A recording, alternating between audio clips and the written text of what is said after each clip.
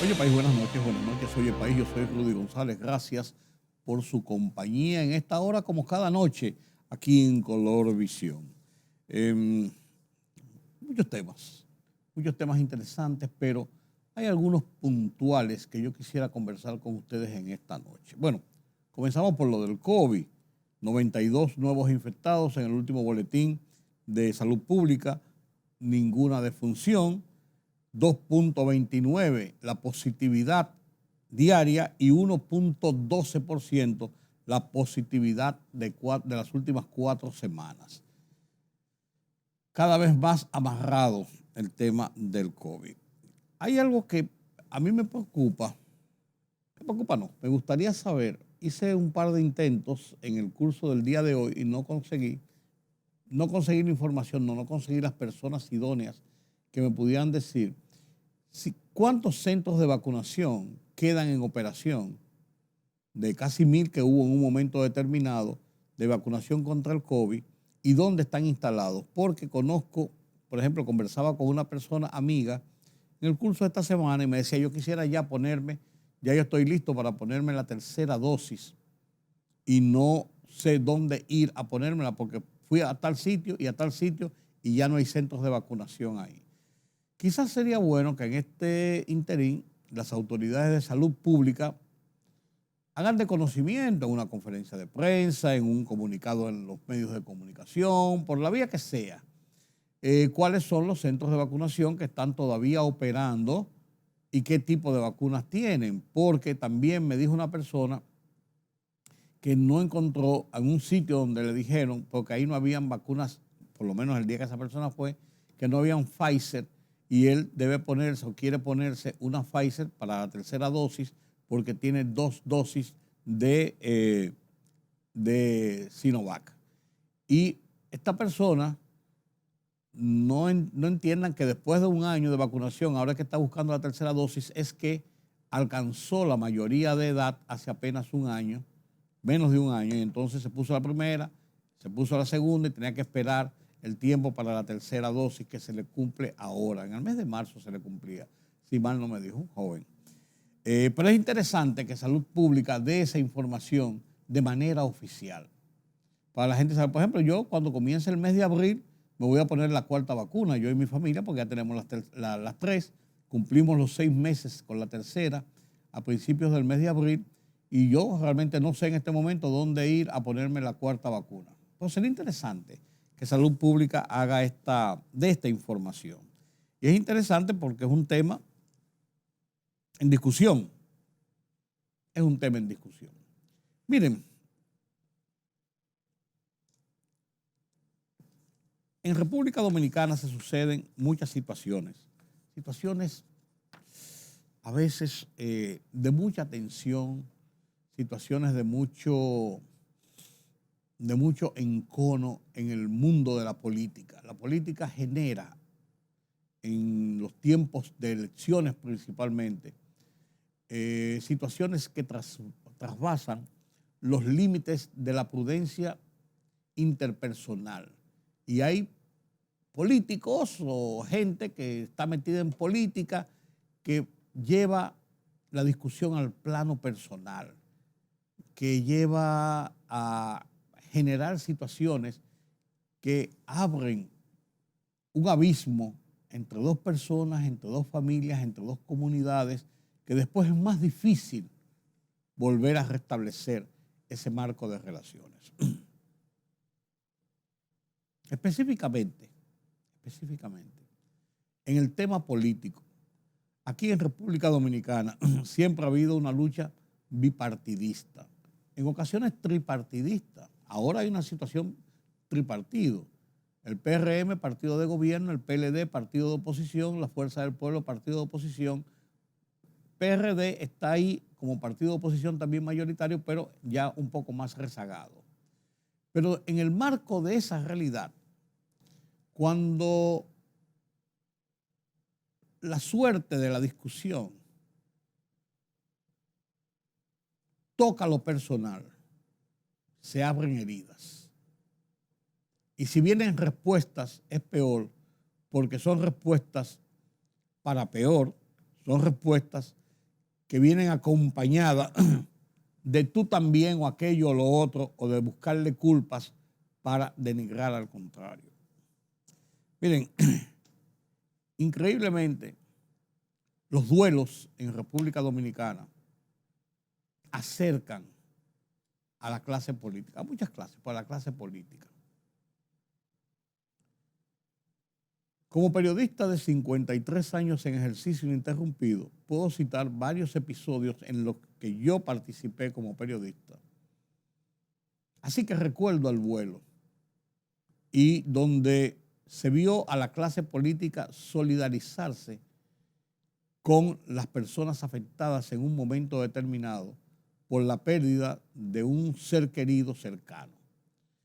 En el caso del suicidio, de la muerte, del fallecimiento de don Antonio Guzmán, vi esto.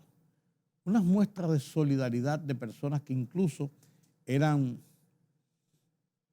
enfrentados, duramente enfrentados, dentro del mismo partido PRD y desde fuera. Y el momento del duelo provocó unir voluntades, mostrar solidaridad, mostrar respeto. Esa es una de las características que tiene República Dominicana, que tiene el dominicano, la muestra de solidaridad y de respeto. Recuerdo el caso del fallecimiento de Peña Gómez, situación similar, uno vio desfilar, no por poses, sino gente que realmente se sintió duramente compungido por el fallecimiento de Peña Gómez. Y qué no decir de un líder como Joaquín Balaguer, en la ocasión de Joaquín Balaguer. Ocurrió lo mismo. Ocurrió otro tanto cuando falleció el padre del presidente, hoy presidente, Luis Abinader. Pero lo vimos más recientemente con el padre de Danilo Medina, ya en la oposición. Muere el padre de Danilo Medina y Danilo Medina recibió los afectos de sus contrarios más enconados. Ocurrió también con el fallecimiento de la madre de Leonel Fernández. Y ahora ocurre con el fallecimiento de la esposa y ex primera dama de Hipólito Mejía, doña Rosa Gómez de Mejía. Ver juntos, conversando incluso entre 2 y 3, como se vio en el sepelio de la madre, de los actos fúnebres de la madre del presidente Leonel Fernández, a Hipólito Mejía, a Luis Abinader, a Danilo Medina. Uno piensa, a veces son cosas imposibles, pero ahí se rompe, como se deja a un lado lo que son los disgustos a que lleva la política, y está el momento de la solidaridad. Lo propio ocurrió ayer, y traigo esta colación porque mucha gente se sorprendió y las redes sociales dijeron, eso es parte de lo que somos los dominicanos. Ocurrió ayer, este miércoles, con el caso del duelo de la familia Mejía Gómez por la muerte de doña Rosa. Danilo Medina y Hipólito Mejía siempre han dicho ambos que son buenos amigos, que mantienen unas relaciones aunque son encontrados en posiciones políticas, pero siempre ha mantenido esa posición. Luis Abinader, pues claro, es no solamente del mismo partido, sino que tiene muchas coincidencias y muchas relaciones personales e interpersonales y políticas con Hipólito Mejía. Leonel Fernández, cuando envió más temprano una carta, hubo gente que pensó, bueno, le está enviando esta carta a Hipólito Mejía porque no va a acudir a dar el pésame de forma personal. Y es una forma de él retribuir esas condolencias como hizo Hipólito Mejía en su momento cuando murió la madre de Leonel Fernández, que le envió una carta. Sin embargo, y sorpresivamente para muchos, a la tarde-noche de este miércoles, Leonel Fernández fue a la residencia de Hipólito Mejía, una hora después, 2 horas después de haber concluido los actos fúnebres en el cementerio Jardín Memorial. Y fue allí a la casa y dijo en su propia voz: vengo a dar mis respetos, mis condolencias personalmente y mis respetos a la familia Mejía, a la familia Mejía Gómez, por la pérdida de doña Rosa, para quien tuvo grandes elogios. Y no solamente se quedó ahí en dar un abrazo y conversar un par de minutos, sino que fue invitado por Hipólito Mejía a entrar a la residencia, a entrar a su casa. Y conversaron allí un rato y hablaron de las bondades que siempre se le ha atribuido y que el pueblo ha reconocido de doña Rosa, de el seno familiar que junto con Hipólito Mejía dirigía. Y al salir lo acompañó Hipólito Mejía hasta las puertas, lo despidió, se dieron otro abrazo. Y esto debe mover a mucha reflexión, a mucha gente que generalmente se le va la boca, unos porque quieren pasarse de sabrosos y otros porque quieren ser espinosos y algunos porque son irrespetuosos en tratar de denigrar el estado de relaciones que existe entre la clase política de República Dominicana. Ayer conversando con Ramón Colombo, por cierto, le decía, le comentaba que uno no entiende, o sí entiende, porque hay quejas de que la gente denigra a los políticos. Y yo digo que no, que son los propios políticos que entre ellos mismos muchas veces se denigran. Por ejemplo, los políticos no quieren que alguien que haya participado, si quieren política o tenga ideas políticas, esté en posiciones públicas, y menos en las altas cortes o en la Cámara de Cuentas o en la Junta Central Electoral. Cuando son los políticos en el Congreso Nacional y en el Poder Ejecutivo y en el Consejo Nacional de la Magistratura, todos estamentos políticos quienes designan a los políticos que no son electos por el voto popular para ocupar algún cargo público, algún cargo en el Estado dominicano. Son los que aborrecen, que por qué los políticos, por qué contaminan, porque ellos mismos se descalifican o procuran descalificarse como clase dentro de su estado de rebatiñas para o bloquear el paso de unos o para permitir el paso de otros. Pero el duelo en República Dominicana ha mostrado, y por eso le hice alguna cronología de algunos casos en los que yo he estado presente y he vivido como periodista, de cómo el duelo realmente es un momento sagrado para los dominicanos y cómo se echa a un lado cualquier tipo de diferencias, a veces por serias que sean, para guardar respeto, para dar solidaridad y para expresar sentimientos de apoyo a una familia que ha perdido a un ser querido. Lo ocurrido en esta semana en el entorno de los actos fúnebres por el fallecimiento de doña Rosa Gómez de Mejía es una demostración de ello. Es una demostración de ello. Así somos los dominicanos y qué bueno. Eso no quiere decir que las controversias, las diferencias dentro del marco de la lucha política y la lucha política por el poder se dejen a un lado. Pero sí hay un marco de respeto por la persona y por la familia que se mantiene en República Dominicana. Y enhorabuena, porque eso es realmente muy, muy bueno, muy saludable.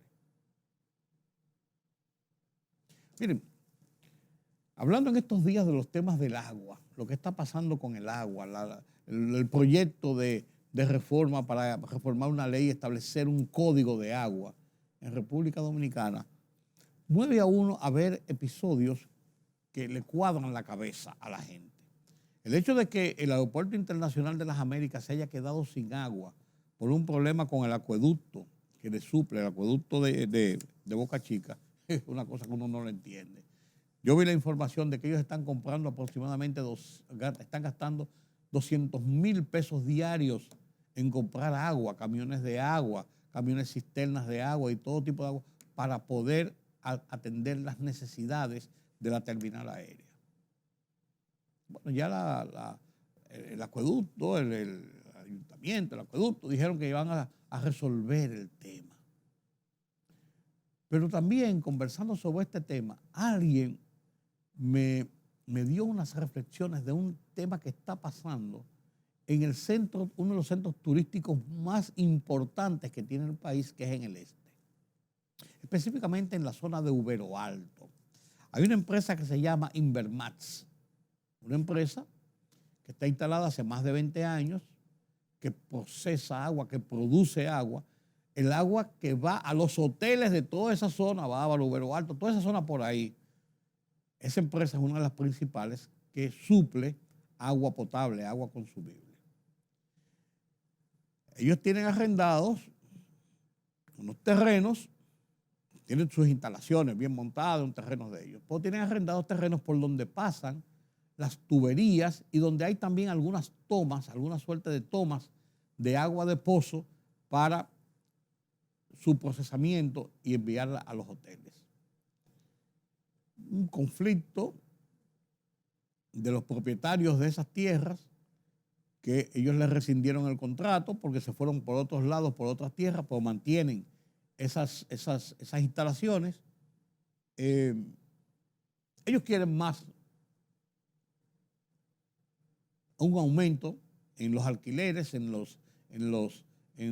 el arrendamiento de sus terrenos, y hay una litis en eso. Pero en medio de la litis, ellos pueden alegar que quieren más dinero, la empresa no lo da, rescinden el contrato, lo prorrogan. Todo eso está dentro del marco de lo legal, de lo discutible. Pero vandalizar las tuberías y las tomas de esa agua con el alto peligro de dejar toda una zona turística sin agua, como ha ocurrido en ocasiones, pero por suerte que han buscado alternativas, pero puede ocurrir un colapso en cualquier momento. Eso, señores, eso no puede ser, sencillamente. No puede ser. ¿Quiénes están vandalizando? ¿Quiénes están cometiendo esos actos que son incluso violentan lo que es un estado de seguridad nacional? Yo me atrevo a calificarlo así, porque es llevar agua a centros turísticos y además de jugar con el suministro de agua para un segmento de la sociedad, para un segmento de la población. Entonces yo creo que aquí hay que tomar cartas en el asunto. El ambiente, turismo, no sé, la alcaldía de la zona, pero alguien tiene que poner el cascabel al gato, porque situaciones como esta no pueden producir. Si esta compañía, que tiene más de 20 años trabajando en el país, operando esa planta, brindando un servicio indispensable para los hoteles, como es el agua, es una empresa, además de eso, instalada en República Dominicana, con toda la de la ley, con el pago de sus impuestos, con instalaciones modernas, cumpliendo con un servicio incluso. Entonces, si de buenas a primeras situaciones como esta se dan y nadie le pone freno, ahí hay hasta un peligro de denuncia de violación a la seguridad jurídica. Y eso provoca serios trastornos para la inversión privada, principalmente inversión privada en temas de turismo. Miren de lo que estoy hablando, señores, que es uno de los renglones centrales y principales de generación de empleos, de generación de inversión, de divisas en República Dominicana. Miren de lo que estoy hablando. Entonces yo creo que se ha llegado el momento de que cosas como esta no se prolongan en el tiempo. Yo no sé cómo esa gente no ha llegado a hacer denuncias y esto. A mí me explicaron el tema porque estábamos conversando con unos amigos y yo me quedé con la boca abierta y dije, pero no es posible. Yo me puse a indagar a ver qué de real había en esto y me dijeron cosas de salto y espanto.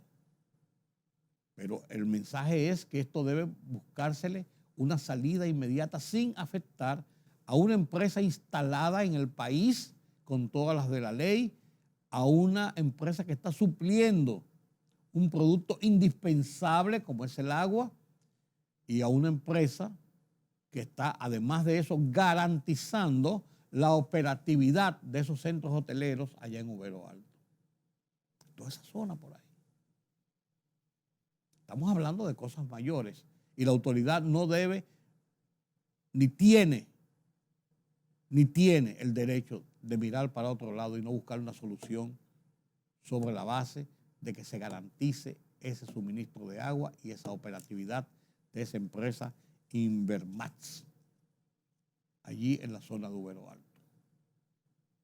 Esta semana, en mi columna habitual del Listín Diario, Oye País, la dedico al tema de las acciones del crimen organizado en República Dominicana. Y les marco a propósito de la lectura de la investigación de un grupo de ex agentes policiales y personas ligadas a la investigación policial de Estados Unidos con relación al atentado en que fue herido el pelotero de Grandes Ligas, David Ortiz. Hago un recuento de algunos casos y lo pongo en contexto. Comparto con ustedes mi columna de esta semana en el Listín Diario Oye País, se llama igual que este programa, bajo el título Auge y enfrentamiento del crimen. A continuación.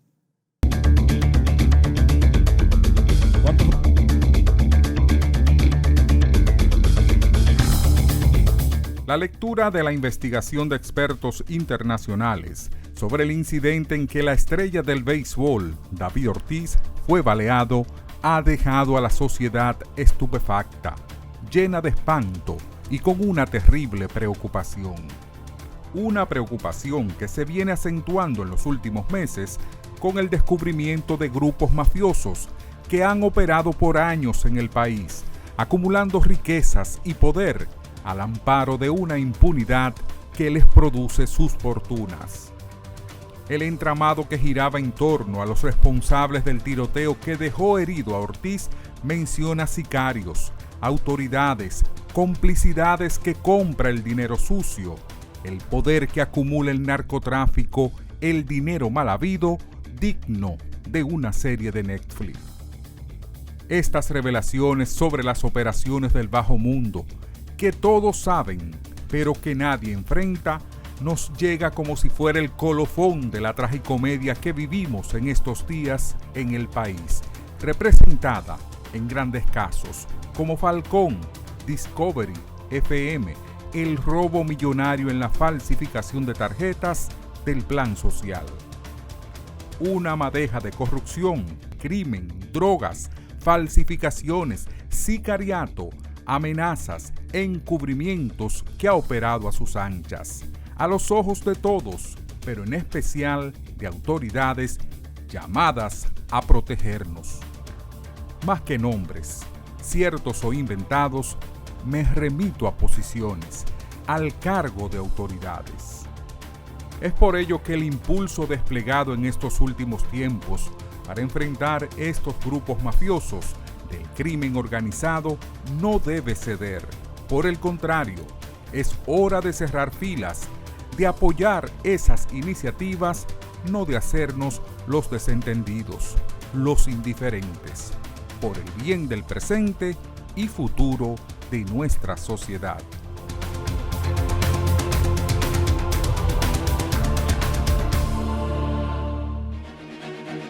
El rumbo Turno de la tarde. Plural, objetivo, democrático. La verdad siempre. Con tres verdaderos profesionales del periodismo y la comunicación. Georgie Rodríguez, Juan TH y Rudy González. Los Poderosos.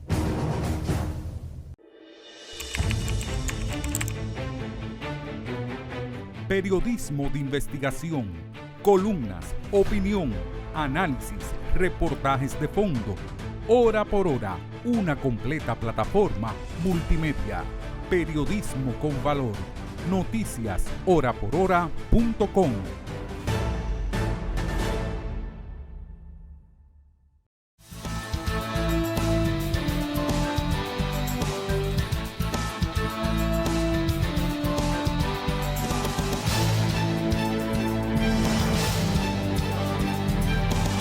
Gracias por continuar con nosotros aquí en Oye País. Como cada semana, analizamos la economía nacional, el impacto de las situaciones en la economía internacional sobre nuestro desarrollo aquí en esta islita del Caribe, en esta nación pequeñita de 11 millones de personas, pero rica, con un país grandísimo y con unos deseos de luchar y desarrollarnos cotidianamente. Y de ahí viene el primer tema del día de hoy que voy a comentar con don Carlos Cuello. Buenas noches, don Carlos. Buenas noches, Rudy. Economía primaveral. Economía de primavera, claro, estamos en la primavera, así es. Y ponía esa alfombra para comenzar nuestro conversatorio de hoy sobre el tema de las remesas. Qué bien hicieron las remesas en el 2020, 2021. Pero como tú habías previsto, todo va buscando ese nivel, porque así como se busca el nivel de estabilización, de normalización de lo que estuvo mal, también lo que estuvo muy bien tiende a buscar ese nivel para continuar el desarrollo, el diario vivir del país. Las remesas no son una excepción. Sí, es lo que estamos acostumbrados en lo que son los procesos. Un inversionista tiene que saber que no todo el tiempo va a tener rentabilidad y muy buena. Al contrario, sí. Tiene que entender que cuando la rentabilidad es muy elevada, vendrá la vaca flaca, como dice, ¿no? Sí. Y eso no es nada nuevo. En el caso de la remesa, nosotros habíamos dicho que llegarían a un techo y que entonces comenzarían, digamos, ojalá sea la estabilización o no una corrección, como pasa en los mercados muchas veces cuando se disparan, después viene lo que se llama una corrección.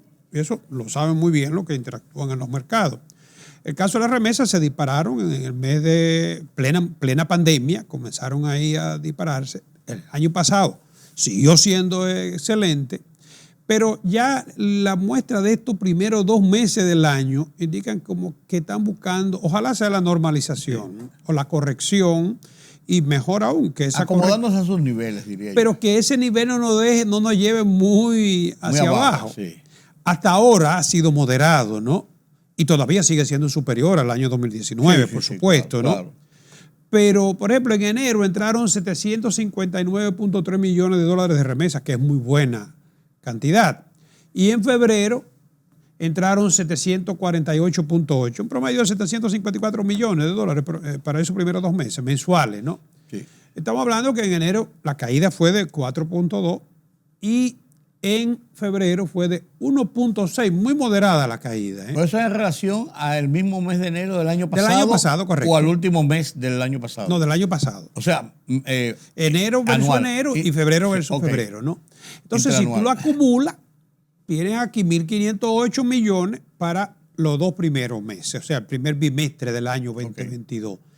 El promedio de los 2 meses es de un 2.9% menos. O sea, estamos hablando que se han dejado de recibir 45.7 millones de dólares menos que el año pasado. Todavía yo creo que es muy moderada la caída, ¿no? Pero sí se pone de manifiesto que ya se está corrigiendo lo que fue, digamos, un boom como consecuencia de una situación muy inesperada y además los programas sociales que puso en práctica la economía norteamericana, aunque es posible que estos niveles sean sostenibles, porque aquellos no eran sostenibles en el tiempo. No, claro.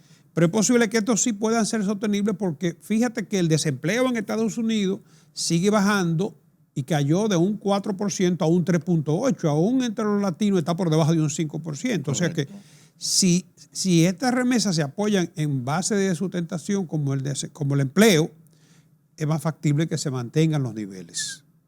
Pero es interesante porque las remesas pasó a constituir, aunque era de los principales renglones de ingresos de divisa y de sostenimiento de las reservas de divisa del país, pasó en el momento crítico de la pandemia a ser el segundo generador de divisas. Sí. Es lo que te quiero decir, con la caída del turismo, sí, y se sostuvo las exportaciones, la zona franca y las remesas. No, y más del 10% del Producto Interno Bruto. Claro, entonces es un punto que se convirtió en un momento determinado en un factor importante frente a la crisis de la pandemia. Claro, yo creo que jugó un papel fundamental, estratégico, en el caso de la pandemia, ¿no?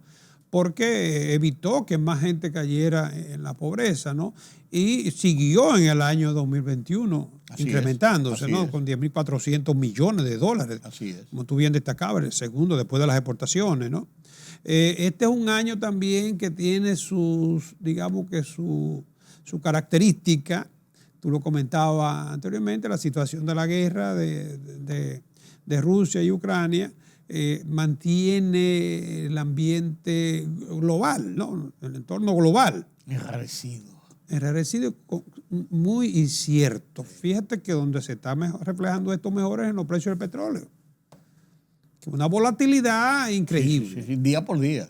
Sí, yo te diría minuto a minuto. Sí, señor, así es. Entonces eso, lógicamente, que está afectando no solamente la economía nuestra, la economía mundial. Claro que sí. Sin embargo, lo que se va recuperando en República Dominicana es el tema del empleo. El empleo perdido a propósito de la pandemia a partir de marzo, abril del 2020, cuando el mundo cerró y el país no fue la excepción, el desempleo fue duro, la pérdida de centros de trabajo, porque muchos cerraron, pero muchos quebraron, pero hemos tenido una buena recuperación, Carlos. Sí, según la última encuesta continua de fuerza de trabajo que realiza el Banco Central, es trimestral, en la última entrega, que ya cubre el año 2021 completo, ¿no? El Banco Central resalta que el total ocupado al finalizar diciembre para el año recién transcurrido es de 4.682.079 personas. O sea, tenemos ocupados 4.682.079 personas. Formal e informal. Sí. Hay que destacar que la característica del mercado laboral nuestra todavía pesa más el informal. Claro. Y cuando hablamos de informal, estamos hablando de empleados que no tienen acceso a la seguridad social. Que no cotizan de impuestos muchos de ni ellos. Ni estabilidad de ingreso tampoco, porque puede trabajar hoy, mañana no se sabe, ¿no? Que si tienen un accidente laboral, posiblemente estarían ya perdiendo su capacidad, digamos, útil de trabajo, su vida útil de trabajo, ¿no? Además de lo que le cuesta. Además de, correcto. Entonces, ese empleo sigue siendo todavía predominante, ¿no? Pero hay algo muy importante y es que se crearon del año 20 acá 267.478 empleos. O sea, un 6% de la población, en este caso laboral, creció en un 6.1%, ¿no? Y un dato que debería preocuparle a gente como usted y como yo es que el 86.2% de esos empleos que se crearon el año pasado fueron ocupados por jóvenes de menos de 40 años. La mayor parte de ellos por jóvenes de 19 a 24 años. O sea, mira fíjate que son grandes cambios en el mercado laboral y eso uno lo percibe. Para todo lo que son este tipo de trabajo, temporero, algunos de ellos, ¿no?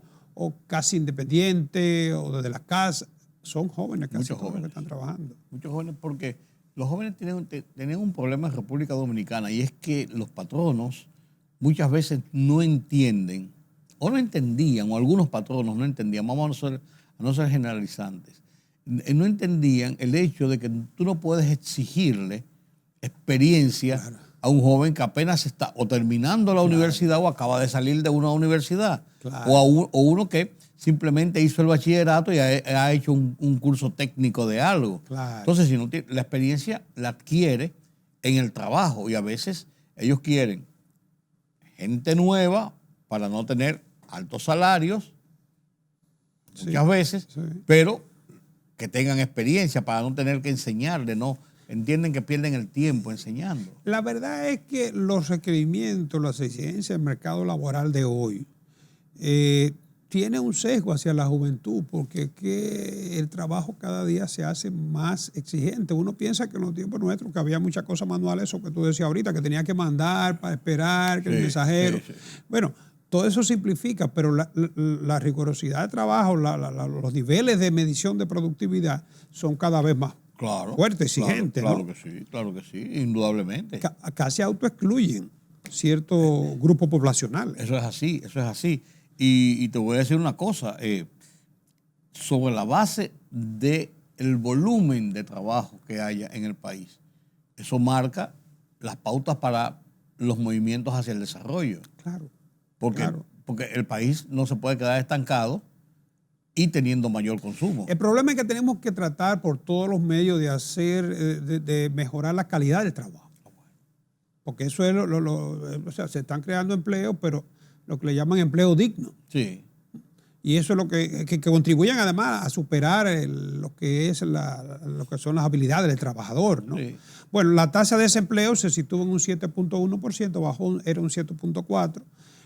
Y este dato es muy interesante. Hay 355.882 personas de 15 años o más, lo que nosotros consideramos ya como población adulta, que están aptas para el trabajo, ¿no?, que han dejado de buscar trabajo. O sea, las encuestas le llaman desmotivado.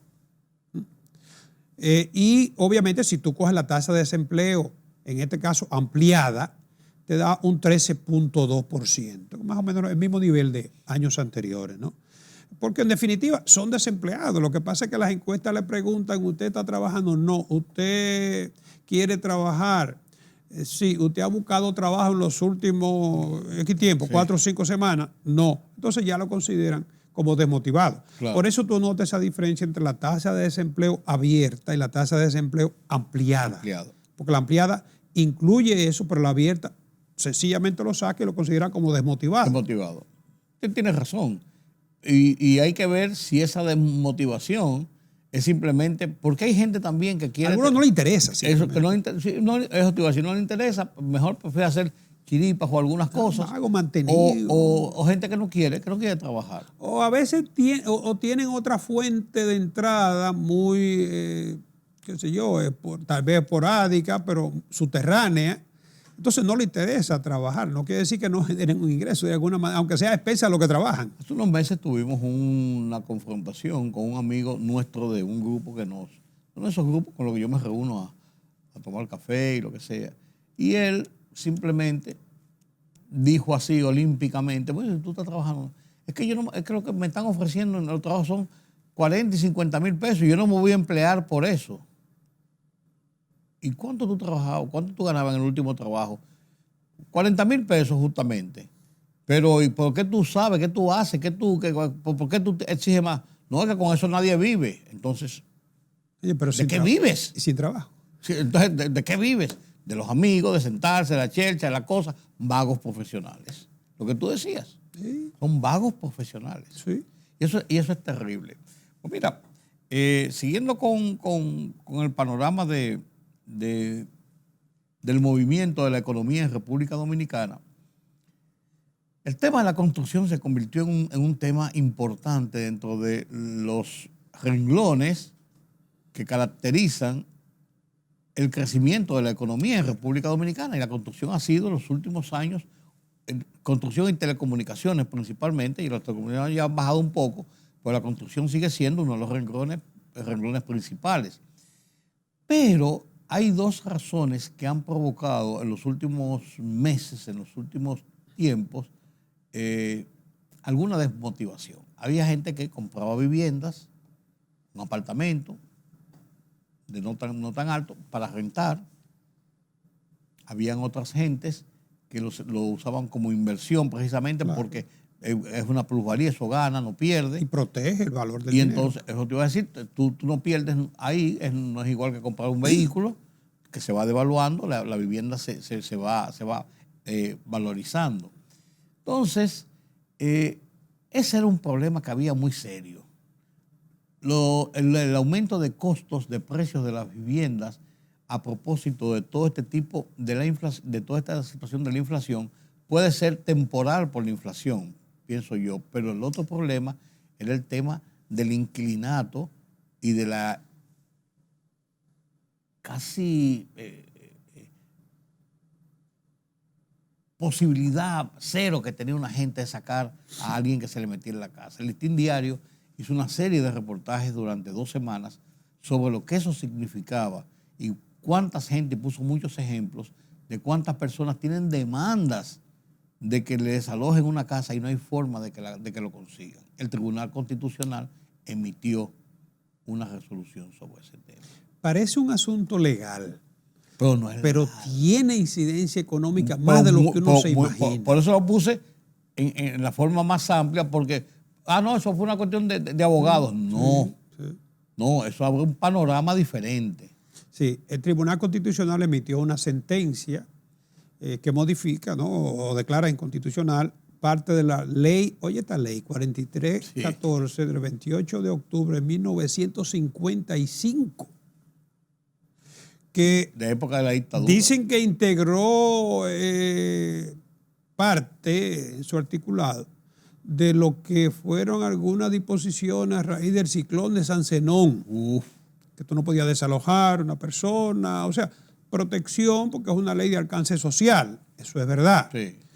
El problema, yo siempre he sido opuesto a lo que son los precios regulados o la intervención, digamos, el control estatal de lo que son asuntos que el mercado puede darle respuesta, ¿no? Independientemente de que el gobierno siempre tenga su espacio, ¿no?, para evitar que se cometan atropellos. Claro, ¿no? claro. Eso estamos claros, y que la ley funcione. No, eso estamos claros, ¿no? Ahora, muchas veces cuando los gobiernos quieren proteger a un sector, lo que hacen es que lo perjudican. Cuando se fija un control en el precio de los alquileres, a quien se hace daño es justamente a los inquilinos. Porque nadie va a invertir en vivienda y el inquilino no tiene la capacidad de hacerlo. Entonces, en este caso, cuando se actúa, es verdad, en favor del inquilino, nos olvidamos de quién compra vivienda, quién invierte. Claro. Y ese es uno de los problemas que nosotros tenemos, de que la gente no siente motivación para invertir en vivienda. Y con lo cual contribuye a resolver el problema habitacional, que sigue siendo muy, muy grave en nuestro país. Además de que es un negocio. Claro. Y proporciona la solución de usted poder tener acceso a una vivienda. Tú lo sabes, mira, si tú has tenido más de una vivienda, seguramente te ha tocado, todo me ha pasado por ahí, ¿no? Para tú pedirle una vivienda a un inquilino, tú tienes que justificar para qué tú la quieres, pero es tuya. No, si tú la pides para la forma más rápida que te autoricen el desalojo es si es para vivirla. Pero si tú la pediste para ese motivo y no la usas, entonces tienes que dejarla 3 años cerrada. Era así antes, no sé si se ha modificado eso. No, pero yo creo que no es tan estricto, está modificado, pero era pues así. La verdad que eso es aberrante. Pero era así. Sí, pues eso es aberrante. Era así. Pero lo otro es que... Pues esa es mi propiedad. Lo otro es que después que a ti te autorizan... no, espérate, que si el inquilino era por falta de pago, oye, se supone que eso es automático. Oh, claro. Incluso los contratos lo establecen. No, tú tenías que ir a tribunales de desalojo y ahí te pasaba de 6 meses fácilmente. Cuidado. Y que te den la fuerza pública. No, espérate. Olvídate de eso. Después que te daban la sentencia, para tú conseguir sacarlo, a veces tú gastabas más que los alquileres que no te pagaba tampoco, ¿no? Óyeme, y te ponía riesgo también. Eso te iba a decir los riesgos que tú corrías con violencia. Eso. Sí, claro. Porque, óyeme, entonces eso, la verdad es que desestimuló, ¿no? Hasta cierto punto, digamos que limitó la inversión en vivienda. Paradójicamente, si tú quitas este tipo de trabas, el inquilino va a encontrar más disponibilidad de vivienda en el mercado. Sí, claro. Porque la gente se puede motivar entonces a hacerlo. Exacto. Entonces, eso yo creo que es la importancia de esa sentencia del Tribunal Constitucional, pero yo sí entiendo que esa ley debe ser remozada, esa ley debe ser adaptarla a los renovada tiempos, completamente, realidad, porque es que las condiciones de los años 55 en materia de alquiler no es la de hoy en día, donde se renta en moneda extranjera, se renta temporal, hay renta incluso que son de paso, provisionales, ¿no? En fin, ha cambiado mucho el panorama de la vivienda desde entonces y el mercado de la vivienda. Claro, y el mercado de la vivienda para rentar. Claro. Es una inversión como otra cualquiera. Claro. Con su ventaja. En todos los niveles y en todos los sectores. Claro, con su ventaja, porque lo que tú decías ahorita, preserva el valor del dinero. La inversión financiera no te preserva el valor del dinero. Por ejemplo, los extranjeros que vienen aquí a República Dominicana a hacer un determinado trabajo, como incluso diplomáticos, generalmente no compran viviendas, rentan viviendas y buenas viviendas a muy buenos precios. Y tú como inversionista podrías decidir, yo me voy a mantener fondeado y voy a rentar una vivienda. O sea, todo eso hay mucha gente que lo hace. Pero esa ley tiene muchas cosas obsoletas que debería ser reelaborada por completo. No solamente modernizar la ley, sino es una nueva ley. No sé, hacerla acorde a la realidad. Sí, por eso te digo una nueva ley. Se tiene que pensar en la realidad. Claro. Bueno, y las tasas de interés se mueven. En Estados Unidos se esperaba, ¿no? Ya decidieron subir la tasa de interés en un 0.25. Habían estado en su nivel más bajo. Bueno, entre 0.25 y 0.50 sigue siendo baja todavía, sí. Pero habían bajado a su nivel mínimo en el año 2020. Claro, esta no va a ser la primera subida. Se espera que vendrán. Es el inicio de unas subidas escalonadas. Sí, ¿Cómo pasó aquí? Nosotros nos adelantamos.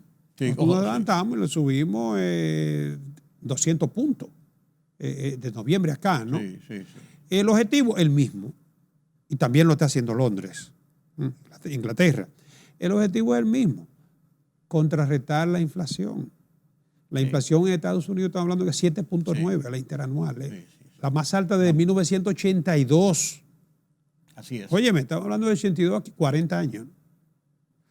Entonces, el objetivo es contrarrestar los efectos de la inflación.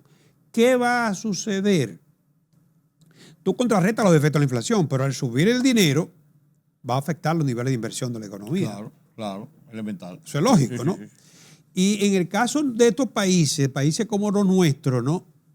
El efecto, bueno, primero es que ese tipo de cambio de tasa en Estados Unidos tiene un impacto global, porque eso puede atraer ya dinero barato, terminó la época de dinero barato, y eso puede atraer más dinero hacia los Estados Unidos, que se lo van a sacar a esos países como los nuestros, ¿no? Sí, claro que sí. O nosotros tendremos necesariamente que subir más las nuestras para que compense no solamente el diferencial de interés, sino también el riesgo cambiario.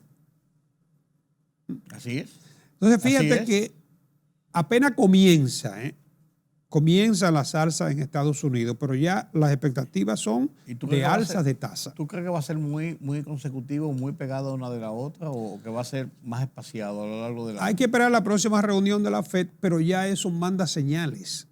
Se espera que sea mayor porque la inflación va a ser muy difícil, yo te diría casi imposible detenerla en la coyuntura actual mientras siga la guerra de Rusia-Ucrania. Sí.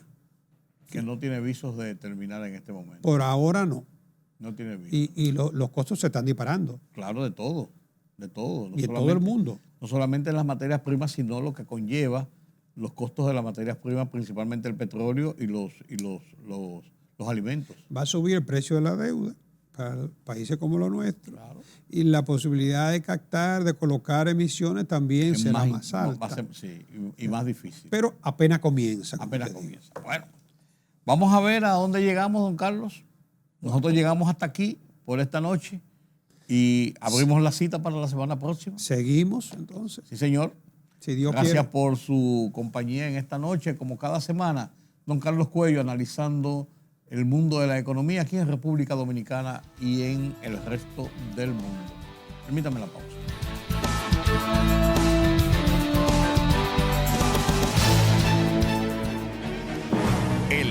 de la tarde. Plural, objetivo, democrático, la verdad siempre. Con tres verdaderos profesionales del periodismo y la comunicación, Georgie Rodríguez, Juan TH y Rudy González. Los Poderosos.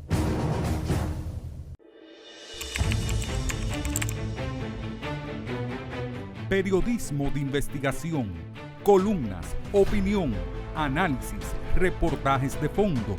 Hora por hora, una completa plataforma multimedia. Periodismo con valor. Noticias horaporhora.com.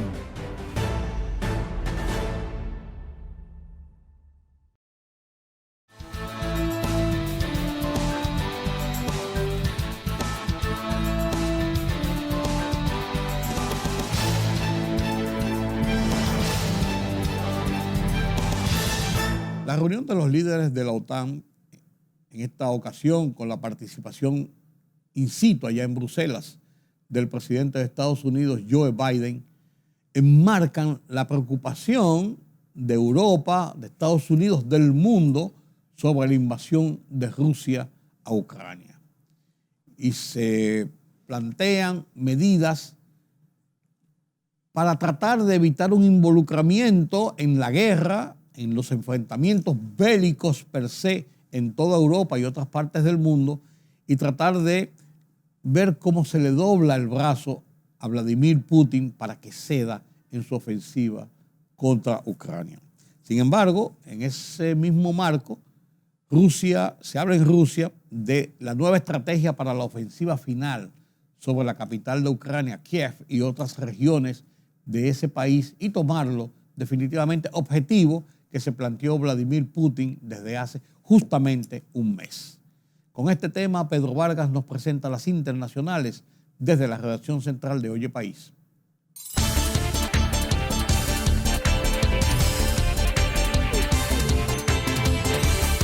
El presidente de Estados Unidos, Joe Biden, advirtió de que su gobierno responderá si Rusia usa armas químicas en Ucrania y aseguró que esas represalias dependerán de la naturaleza del uso de ese tipo de armamento por parte de Moscú.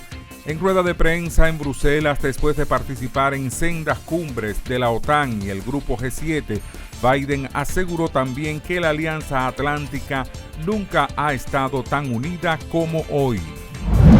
Los países del Grupo G7 acordaron limitar la capacidad del Kremlin para sortear las sanciones globales impuestas como respuesta a la guerra en Ucrania a través de venta de oro, al tiempo de que se comprometieron a reducir su dependencia en los combustibles fósiles rusos.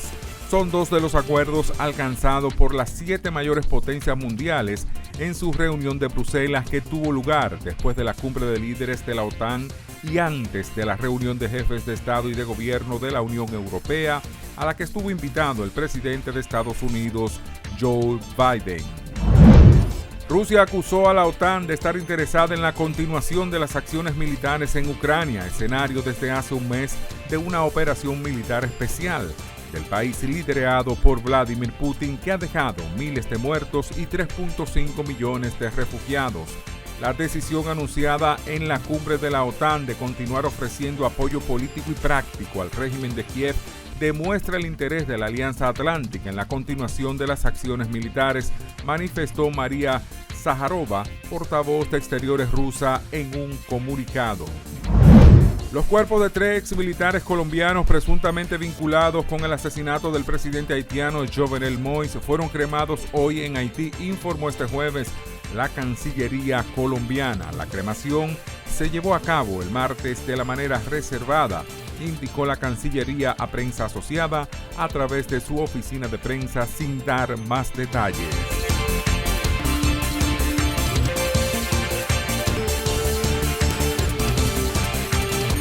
Gracias por su compañía en esta hora. Gracias por su compañía a lo largo de esta semana. El lunes tenemos una cita nueva vez aquí en Color Visión. A esta misma hora, yo espero estar con ustedes para compartir los comentarios y el análisis de los hechos noticiosos del mundo y de nuestro país. Pasen un feliz resto de la noche, un buen fin de semana. Nos vemos el lunes.